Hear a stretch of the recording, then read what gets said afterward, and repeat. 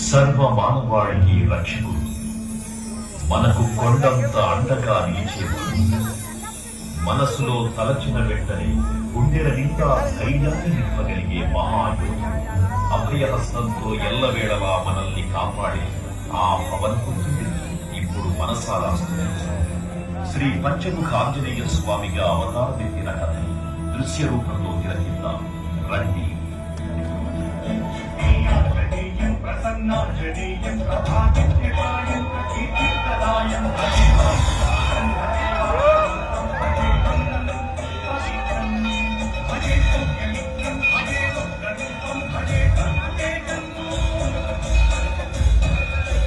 అది రామాయణ మహాయుద్ధం భీకరంగా సాగుతున్న తరుణం. శ్రీరామచంద్రుని సారథ్యంలో వానర సైన్యంతో విజృంభిస్తూ లక్ష్మణ స్వామి తనతో పోరాటం చేస్తున్న రావణుడి కుమారుడు ఇంద్రజిత్ తలని బాణంతో ఒక్క వేటుతో వేరు చేశాడు.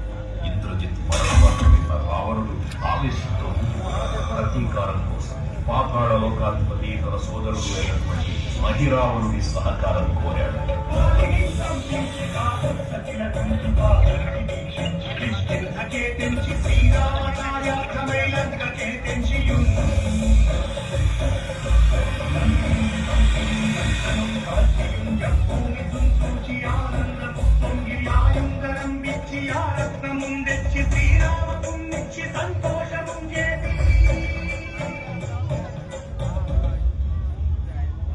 తన ప్రభువులను కాపాడుకోవడానికి వాయువేగంలో పాతాళ లోకానికి చేరుకున్న ఆంజనేయ స్వామి సగం మొసలి సగం వానర రూపంలో ఉన్న వింత జీవి ముఖద్వారం వద్ద కాపలా కాస్తూ కనిపిస్తుంది.